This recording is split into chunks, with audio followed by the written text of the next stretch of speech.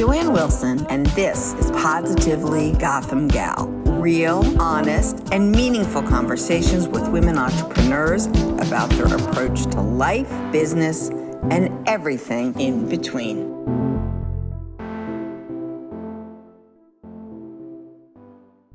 Hello, Andrea. Good morning. How are you guys? Good, how are you? And we're going to talk about you. So, not surprising because we're talking today and I've been reading about you and everything you've done. And I think what drives home for me, which is one of my biggest frustrations in the world these days, is that, you're insanely educated. You've done amazing things and bringing important issues to the forefront, and worked with companies and worked in STEM and worked in major clients and, done things at Marquette, and nobody knows your name. And this is one of my biggest frustrations because I bet if you were Andy, a lot more people would know about all the incredible work you've done. And, Alice and I are working on changing that in the world because I personally have had enough. Well, and it's funny because I think there are two things. I mean, one is definitely the male, male versus female, and there's a ton of studies out there on, submitting articles with initials versus a female name or a male name, right? If I made it Andy with a Y versus Andy with an I, which is absolutely what my family calls me, right? And thinking about that. And I also think it's a Midwest bias. I'm not on a coast. And so. Oh, no, we have it on the coast. But you have it on the coast, exactly. I mean, you have it anyway. But I also think that there's some of the, sometimes things get lost when it's happening kind of in the middle of the country. And I've seen that over the course of my career as well. But on the other hand, there's a lot more ability, I think, to balance when your commute is 15 minutes versus an hour and a half. That matters in terms of being able to do the writing and do the teaching and do all the programming, and get home and have a life and things like that. But thank you. It's hard. Listen, you are, you've done academic, you've researched, you're a driven negotiator. So did you always want to go into law? Is that something that's part of your DNA, or is there law in your family? There is. It's funny, as you say, DNA. My grandfather was a lawyer. And so I don't know that it really occurred to me before college. I was a math and science baby, actually, all the way through middle school and high school.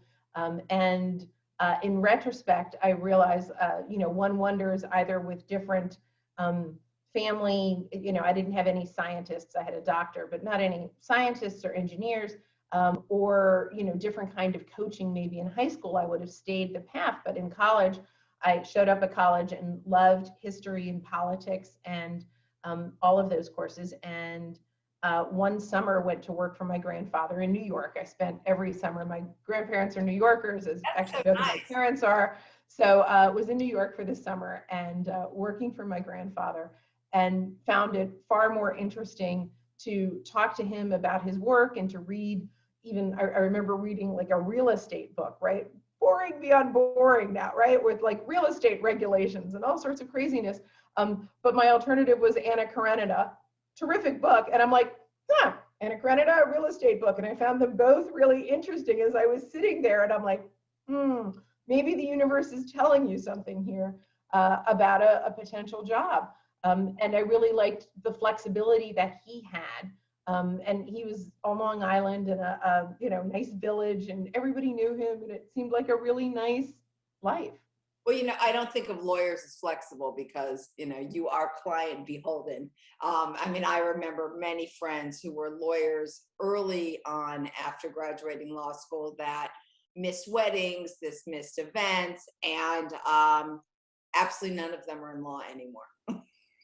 And I think for the people who figure out the flexibility part of it and protecting their life, they stay in it. And so we look at the law as only the career, the kind of the public path, the big law path, where we see people at the biggest firms in the biggest cities not recognizing that actually the vast majority of lawyers, that's not their life. They're in small and medium-sized firms in small and medium-sized towns across the country, and actually have the ability to manage their life. And I was very lucky because that's what I saw from my grandfather. And I did big law. You need to do that. You need to see that. For sure. But that wasn't the reason I got into it. What kind of law did he practice? Real estate law. Right, real estate, everything, right? He was the village attorney. So he had his own practice. Like the village doctor. Sorry? Like the village doctor. Exactly. Yeah. Everyone needs one of each. Exactly. I like that. So what is, like, negotiations is a big topic for you. And I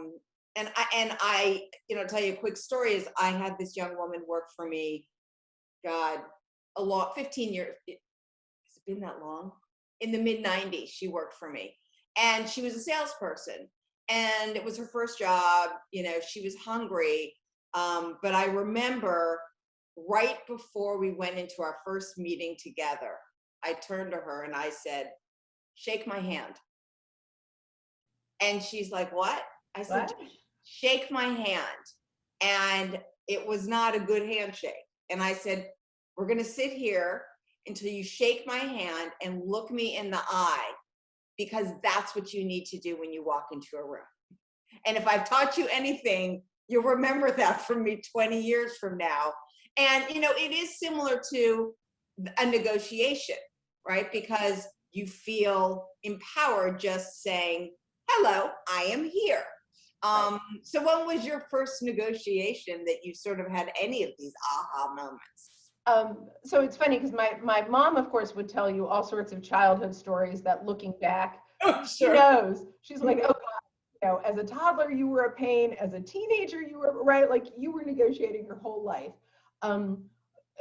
For me, it's funny because I'm realizing, I think interactions that we think about over time, even in college, I wasn't thinking about it as negotiation. I was thinking about it as getting what I wanted. So, my right, 100%, yeah. Like, don't give me a name for it. I remember I put together funding to go do some research in Paris, and that's a really good goal, right? Money to go study in Paris. And I went from place to place to place, right? The history department and this particular program, and can I get money from the French department? And $500 here and $300 there and $200 there. And what about this alumni group? And just to put together a package to fund me to do my thesis research there. And of course that's negotiation. Of course that's, how do you get what you want? How do you ask for what you need? And put it together and persuade people that it's worth investing in you to send you there. And I never, of course, thought about that as negotiation, right? I just, as I said, like, how do I get to Paris and who needs to fund me in order to do that? So it wasn't really until law school, I took negotiation my first year of law school, and it was like bells and whistles went off. Like all of a sudden, it all made sense. The things that I really loved to talk about, which were, policy arguments back and forth. And that's actually a negotiation, right? That was international diplomatic negotiations. For sure. Or the stuff that I thought I was good at. I was business manager of our newspaper, and what made me good at it, right? The handshake and the looking somebody in the eye and being able to sell advertising and all of those things. Well, that's negotiating, right? I did fundraising. What is that? It's negotiating with people to part with their money and support your cause. And so that really gave me this framework for all of these activities that I loved, that I saw, and then I could understand a little bit more what worked, right? Why is a handshake important? Why does eye contact matter? Right? So that was when it finally clicked. It makes total sense. I mean, so your understanding of how people deal with, these difficult issues, sort of like, but what was it when you really realized how different women negotiate than men? And I mean, I've certainly spent a lot of time being blown away by men that will come into my office and actually pretend they know everything they're talking about when they know nothing. And I find it comical, particularly when I know what they're saying is wrong. But women don't do that. Women will say, you know, I don't really know. Right. And it's funny, I mean, just on this confidence factor alone, we see huge gender differences.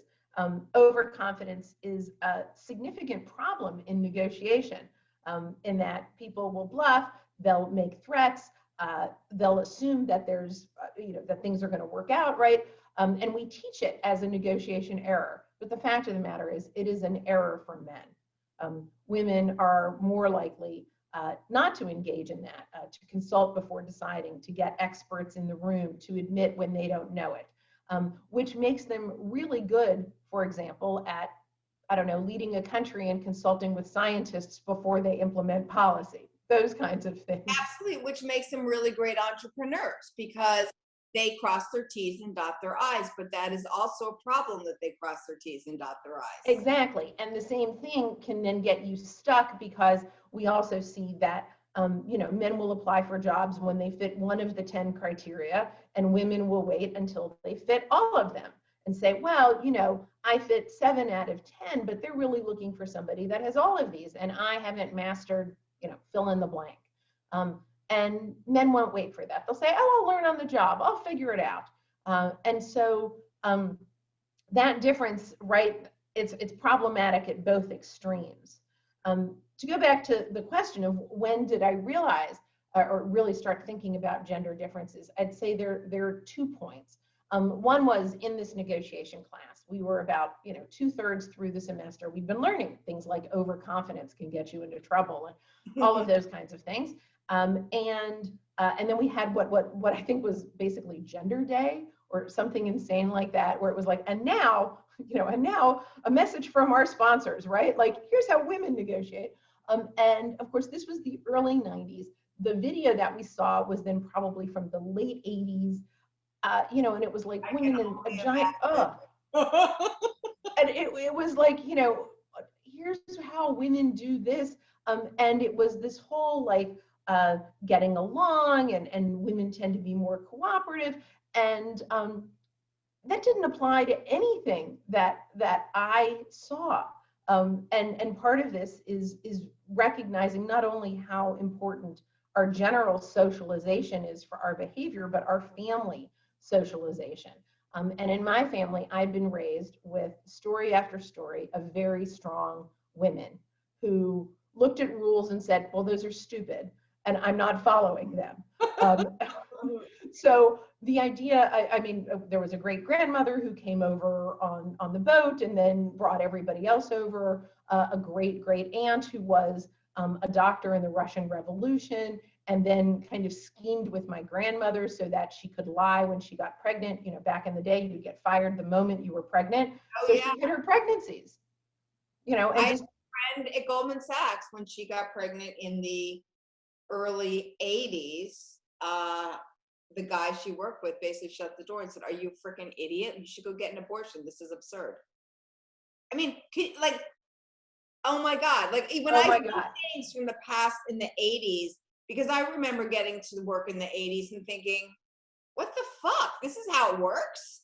And I literally, when I watch things of that era, like, it gives me like PTSD.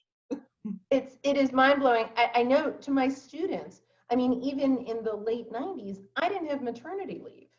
And to my law students now, they're like, what do you mean? I said, I had a course reduction and then I made it up. I taught an extra course the next semester, right? Like, they're like, that's not normal. I'm like, oh, you guys think that it's all been fixed. And this is not ancient history. To most women who are, above a certain age, right? And I was one of these women in the early 90s. I thought, I'm now teaching a seminar in gender equity. And as I've told them, I never took a women's studies class. I never took a gender studies class. I didn't take one in college. I didn't take one in law school. I got to higher education and said, well, this is done, right? I mean, I'm equal. I'm here. Why do I need a class in this? Like, that battle is over. And I 100% agree with you. So and you are similar to many women I know at this age, like myself, who I think at one point, sort of like when we graduated, we were like, okay, we can be in the workforce, and Right. thought that we had broken through this glass ceiling. When in actuality, I think a lot of us put feminism on a back burner, Right. really didn't think about it for years to come. And a lot of us are now sort of waking up again and saying, all right, Oh, right. And recognizing that. So, when I had this class and I was looking at gender and negotiation in the early 90s, I'm like, this is crazy and it doesn't apply. And nobody in my family is, as I joke, as I regularly say, even now, I said, there's no male in my family, no son, no husband, no father, no brother that has looked around at the women in my family and said, wow, what they really need is to be more assertive.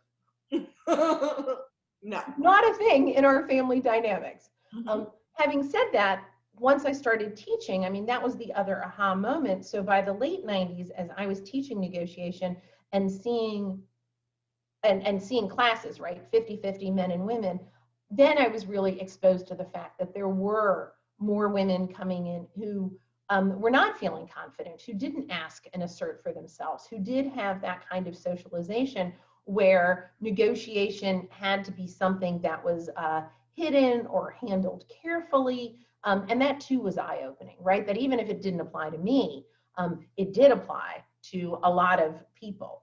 And to really think about what are the skills to make sure that everybody is able to, competently and confidently negotiate on their own behalf.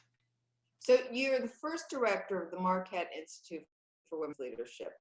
Talk a little bit how you created this, and how you were given this opportunity, because as you're talking about women in negotiations, and one of the things I continue to wonder about is what happens and when does that happen, that there is this differential between men and women. Not that we don't have in our own personal DNA, but something goes on in education in this country, because women that I know that are from other countries don't have a lot of the issues that we have here.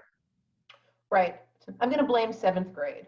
No, I'm kidding. No, I mean, that's fine, No, I mean, I think, what we know in the States is that confidence, confidence for both boys and girls is pretty similar, and that somewhere in the tween to teenage years, that kind of goes pitching off the deep end.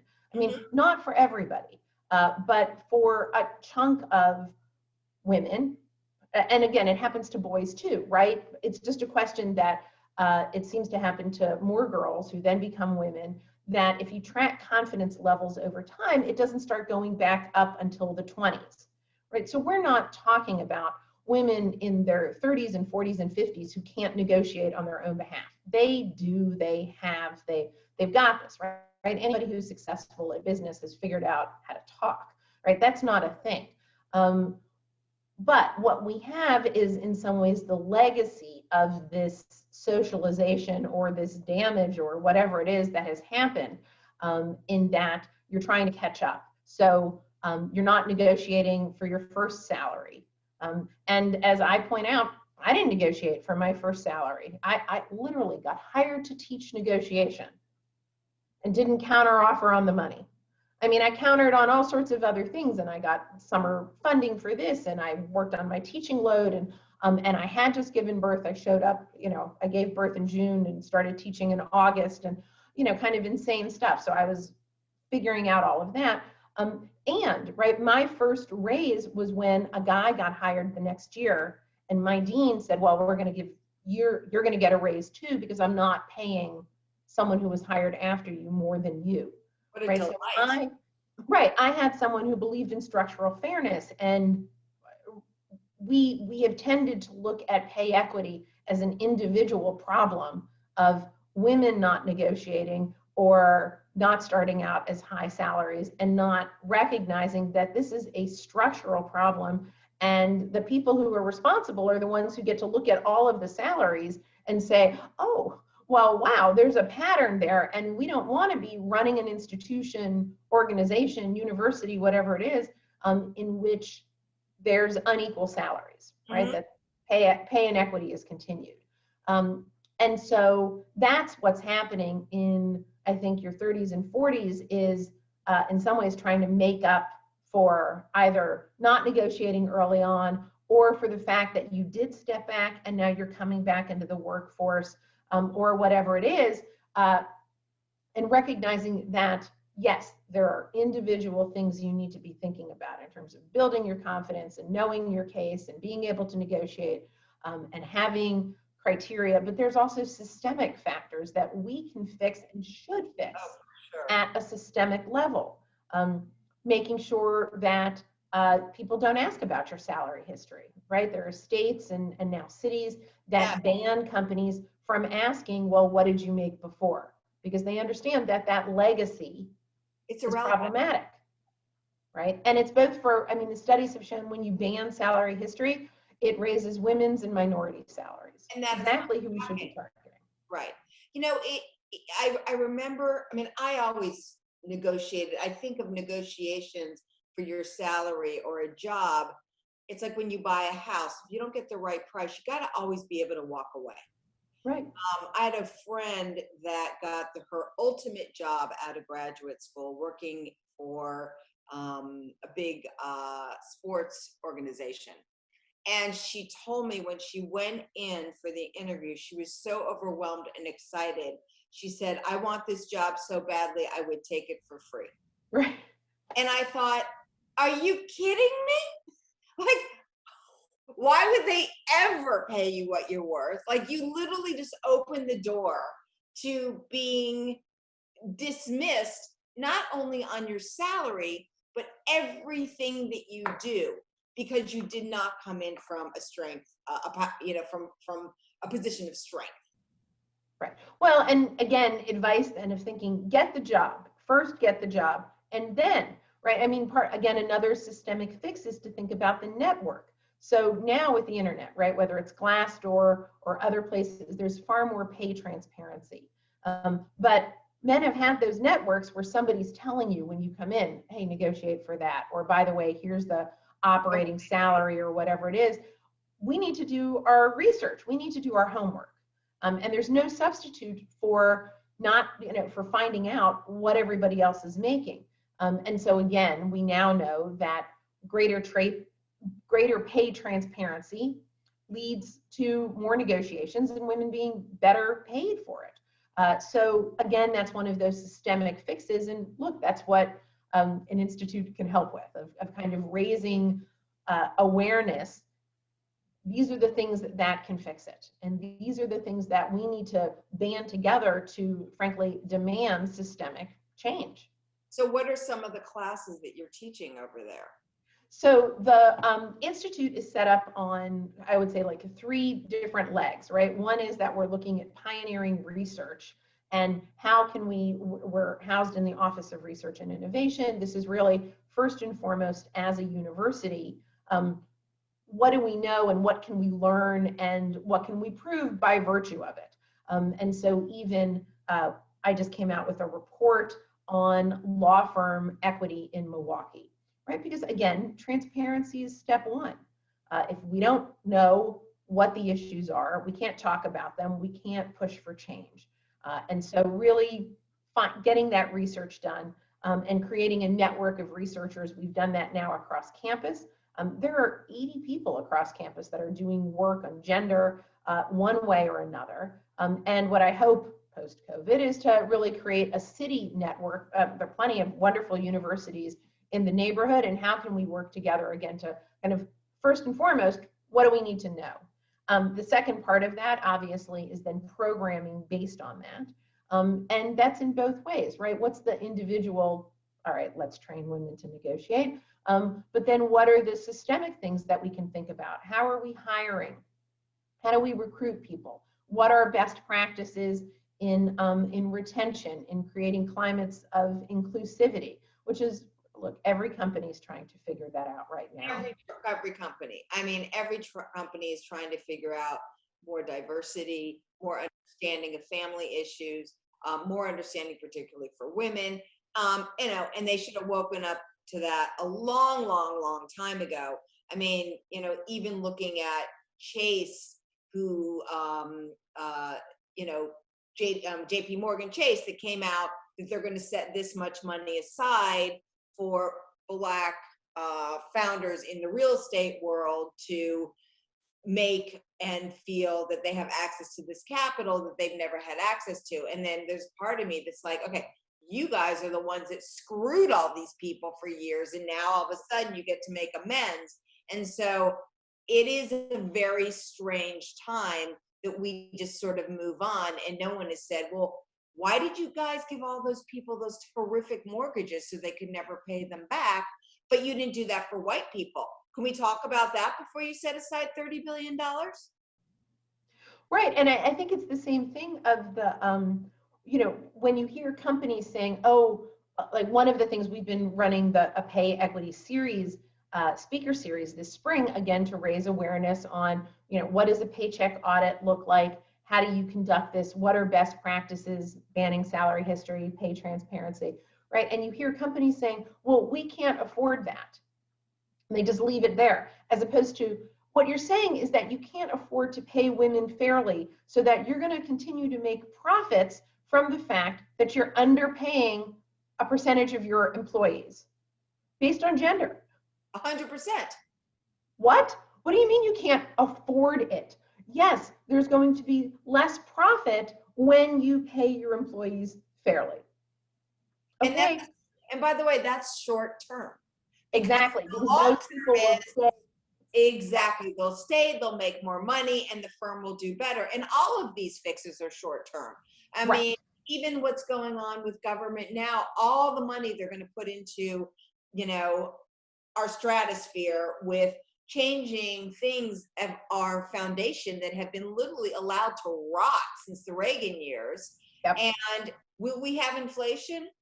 Probably at some level. Will it be rampant forever? No, because at one point we will jump the chasm, and all these people will have jobs, and they'll put their money back into the economy, and we'll actually have roads without holes and, a variety of different things. Bridges that, won't fall down. Exactly. And Wi-Fi in areas that are completely underserved, which should have happened years ago. But those companies are so greedy. And I love how they, put out a PR thing is that, now we're going to do it. It's just like, well, why didn't you do it before? Right. And it's the same thing as what they do to women. Yeah, no, I agree. And I think, so really trying, where we hope to be a little different is coming up with suggestions that, here's the research, here's what we can show has worked. And the last piece of that is really that collaborative engagement with the city, with the state. Even in the speaker series, look, it's not just us at the university saying like, ooh, university, there's plenty of women's organizations that have been operating for a very long time. We are the ones who are new to the game, not them. I don't want to be telling anybody, here's the answer magically based on, my 1.5 years as director. I mean, that's ridiculous. And so really bringing everybody into the fold, because again, that collaborative model, that is the best part of what a more, a different kind of leadership can look like. Shared practices. So you did your postgraduate in Naples.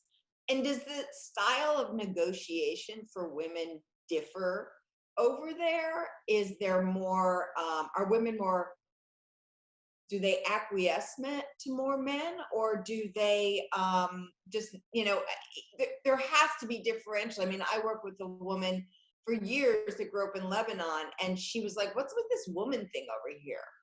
Because that's how she grew up. There was no, women, men. It was like she just expected to do anything that she could possibly do that was who she was. And so I'm just curious, was that sort of like, oh, wow, it's very different over here?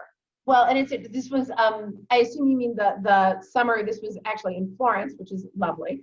But in Italy, I think that's, one of the things that I've loved living and doing some work overseas, whether it's been Paris, right, whether it was France, whether it was Italy, and elsewhere, is from when you're out of the United States, you get to shine a light back on the United States.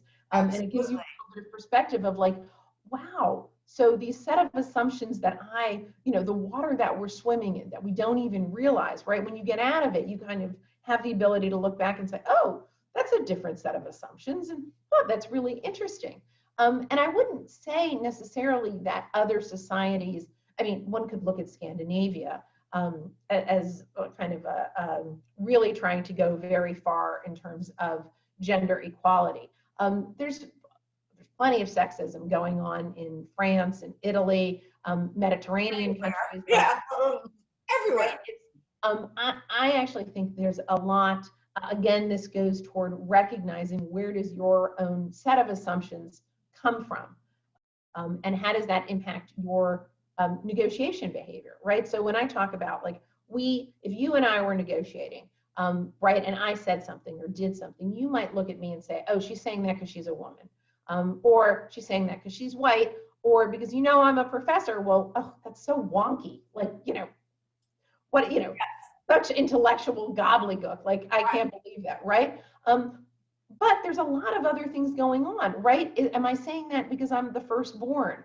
Am I saying it because I have New Yorker parents and, you talk fast and get a move on and let's go? Is it because I was professionally trained as a lawyer, which means advocate, advocate, advocate? Is it because, I'm the mom of boys and I duck and cover, and, right? And they are mean little things, teenage boys, right? And in ways differently than teenage girls, right? Teenagers are mean. So is there, right? We don't know when we see somebody kind of where their behavior is coming from. And so we tend to make assumptions based on what we can see, because we're not sitting down usually and asking like, oh, so tell me about your, birth order and whether your parents argued in front of you or pretended that everything was fine. And did you at the dinner table, like, talk over each other constantly or not? And I think that's really the interesting thing, right? So your friend, I mean, maybe it's because she's from Lebanon, maybe, right? And, when you say Lebanon, I'm like, oh, Lebanese Christian, Lebanese Muslim. I'm going to go with that. Is very interesting in terms of growing up and what those assumptions might play at. When did she move to the States and what's her professional training? And, right, all of those things are going to have an impact on how she communicates. But what I'm going to see is female. And right, there's so much more to us. Right, there's so much more to us. I mean, I said to someone the other day and said, well, I'm 60 now, I'm not still 15. I was like, no, but you're always 15.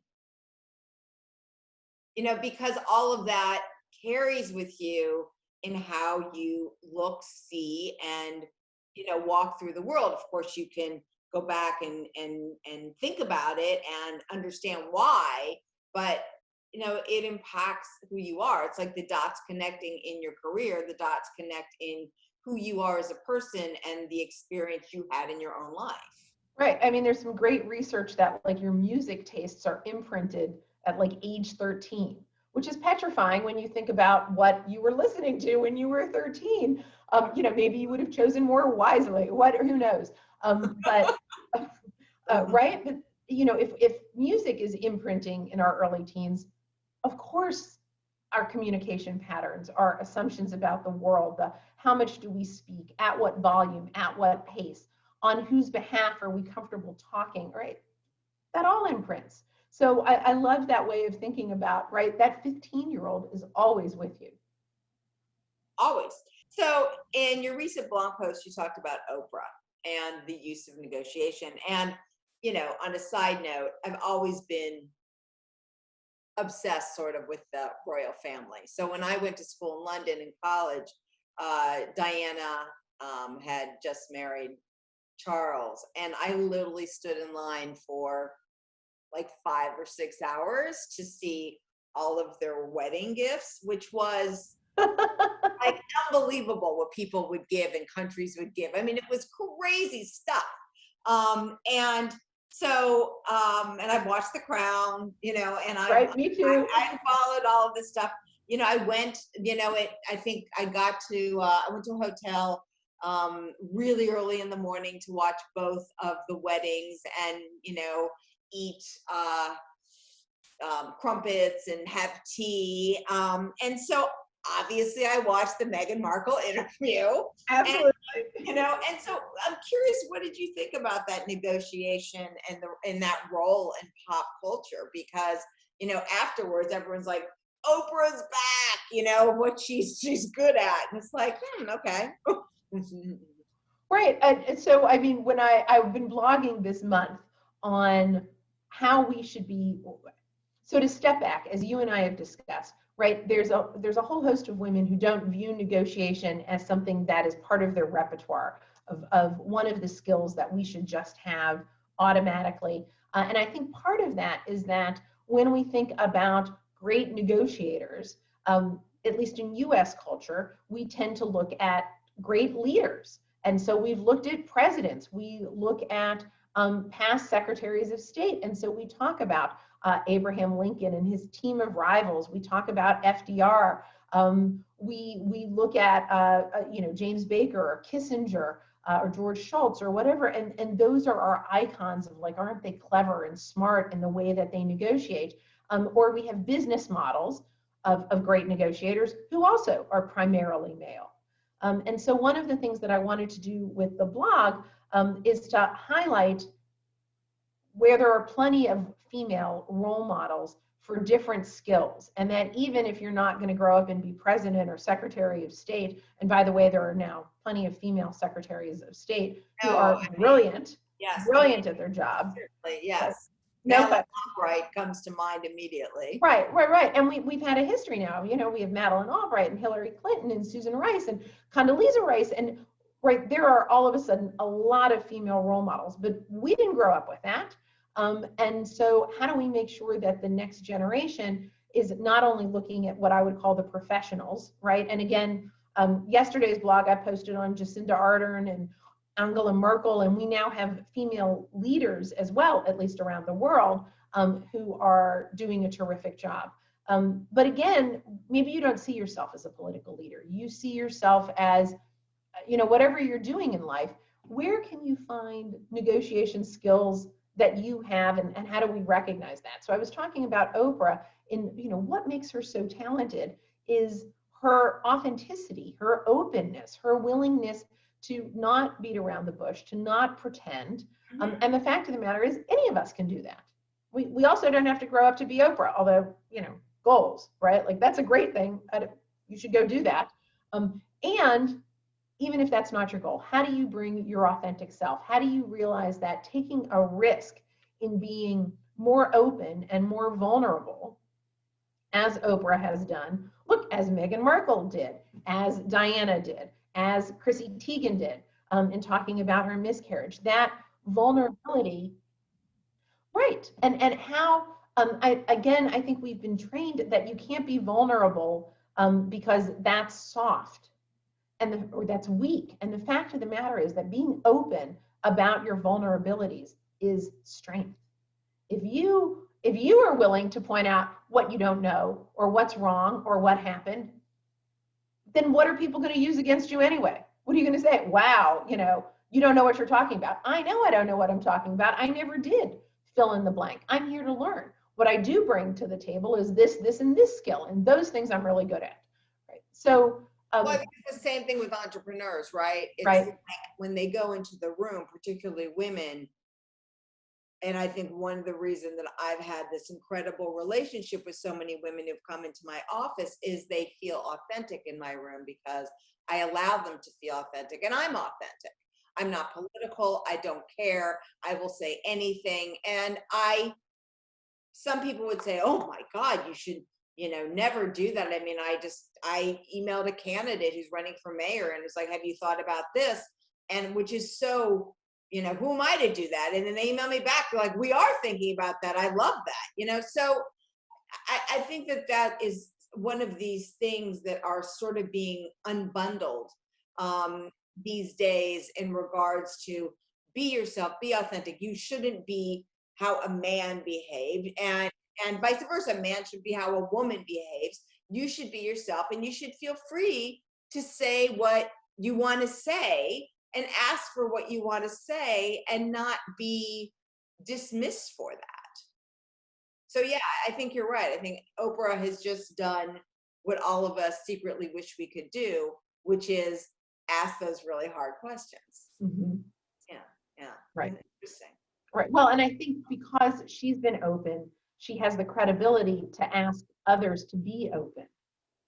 Yes, absolutely. I And mean, and then you're like, oh, okay, well, if she asked me, I can let my guard down and be happy to have that conversation. And I think that more people should attempt to do that, not only in their day-to-day life, but certainly in their business life. exactly. And I think they would find that they would have better communities with inside their business and probably better success. Right. I mean, and one could imagine even in, in business, that, okay, so, we delivered the widgets late, right? Like, let's not pretend that you didn't make a mistake on it. And, right, part of the delay was that your engineering department kept on changing what the specifications were here, here, and here. So neither of us want to be in a position where we are delivering your product late. How do we create a process so that our relationship improves and we can make sure that doesn't happen the next time? Right? Completely. Yeah. And Let's not hide the ball. right. And I think hopefully there will be less hiding of the ball in the next 10 years. I think we will be in a very, very different place. And more importantly, how is this reaction to the last, 16 months of lockdown Yeah. going to affect how we talk in the world and how we interact with other human beings? Because there's a lot of mental health issues out there from there, particularly for this next generation that has been sort of put on ice for some of their most important years, and how that will change hopefully in negotiating and being strong for women and feeling comfortable with saying what they want to say. Yeah. Fingers Well, I hope it helps everybody, right? Like, life is too short. Say what you need to say, get to the point, and hopefully we have less tolerance for things that are dumb. Just who has totally. patience for that? Yes, and bullshit. Right. Anyway, well, thank you so much for being on. This is a great conversation, and I'm looking forward to having more conversations with you in the future. Very much. Thanks, Joanne. I All appreciate right. it. Take care. All right. You too. Bye-bye.